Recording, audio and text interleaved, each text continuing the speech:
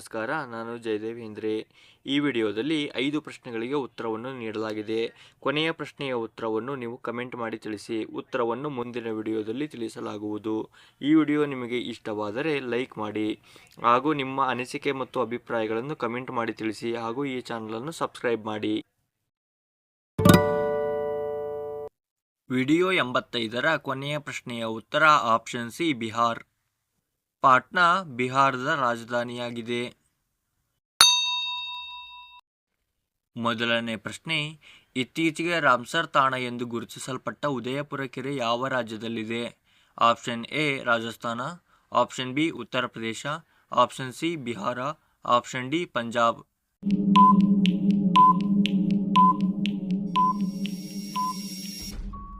ಸರಿಯಾದ ಉತ್ತರ option C Bihar. ಇದು ಬಿಹಾರದ ಪಶ್ಚಿಮ ಚಂಪಾರಣ ಜಿಲ್ಲೆಯಲ್ಲಿದೆ. ಸೆಪ್ಟೆಂಬರ್ 2025ರಲ್ಲಿ ಬಿಹಾರದ ಗೋಕುಲ್ ಜಲಾಶಯ ಮತ್ತು ಉದಯಪುರ ಕೆರೆ ಎರಡನ್ನೂ ಒಟ್ಟಿಗೆ ರಾಮ್ಸರ್ ತಾಣಗಳೆಂದು ಘೋಷಿಸಲಾಯಿತು. ಈ ಸರೋವರವು ನೈಸರ್ಗಿಕವಾಗಿದ್ದು ಅನೇಕ ವಲಸೆ ಹಕ್ಕಿಗಳಿಗೆ ನೆಲೆಯಾಗಿದೆ. ರಾಜಸ್ಥಾನದ ಉದಯಪುರ ನಗರವು ಭಾರತದ ಮೊದಲ ರಾಮ್ಸರ್ ವೆಟ್ಲ್ಯಾಂಡ್ ಸಿಟಿ ಎಂಬ ಮಾನ್ಯತೆಯನ್ನು ಪಡೆದಿದೆ. ಆದರೆ ರಾಮ್ಸರ್ ತಾಣವಾಗಿ ಘೋಷಿಸಲ್ಪಟ್ಟ ಉದಯಪುರ ಕೆರೆ ಇರುವುದು ಬಿಹಾರದಲ್ಲಿ. ಎರಡನೇ ಪ್ರಶ್ನೆ, ಯಾವ ಈಶಾನ್ಯ ರಾಜ್ಯವನ್ನು ಹಬ್ಬಗಳ ಭೂಮಿ ಎಂದು ಕರೆಯಲಾಗುತ್ತದೆ? Option A Mizoram, option B Assam, option C Nagaland, option D Manipur.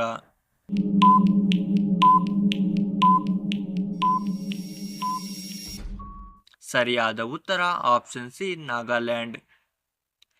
ನಾಗಾಲ್ಯಾಂಡಿನ ವಿವಿಧ ಬುಡಕಟ್ಟು ಜನಾಂಗದವರು ವರ್ಷವಿಡೀ ಅನೇಕ ಹಬ್ಬಗಳನ್ನು ಆಚರಿಸುವುದರಿಂದ ಈ ಹೆಸರು ಬಂದಿದೆ. ನಾಗಾಲ್ಯಾಂಡಿನ ಅತ್ಯಂತ ಪ್ರಸಿದ್ಧ ಹಬ್ಬವೆಂದರೆ ಹಾರ್ನ್ಬಿಲ್ ಉತ್ಸವ. ಇದನ್ನು ಹಬ್ಬಗಳ ಹಬ್ಬ ಎಂದು ಕರೆಯುತ್ತಾರೆ.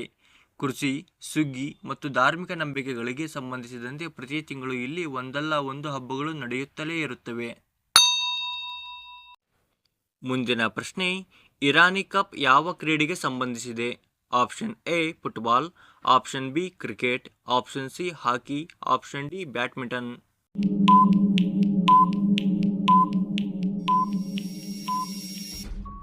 ಸರಿಯಾದ ಉತ್ತರ option B cricket.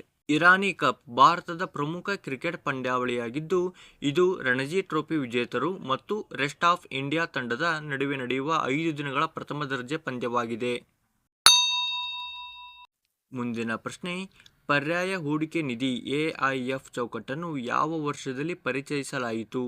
Option A 2013, option B 2012, option C 2020, option D 2023.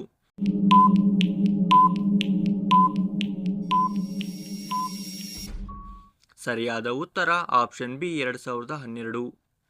Securities ಮತ್ತು ಎಕ್ಸ್ಚೇಂಜ್ ಬೋರ್ಡ್ ಆಫ್ ಇಂಡಿಯಾ ಅಂದರೆ ಸೆಬಿ ಈ ನಿಧಿಗಳನ್ನು ನಿಯಂತ್ರಿಸಲು SEBI regulation alternative investment funds 2012 May 21, 2012 ಜಾರಿಗೆ ತಂದಿತು.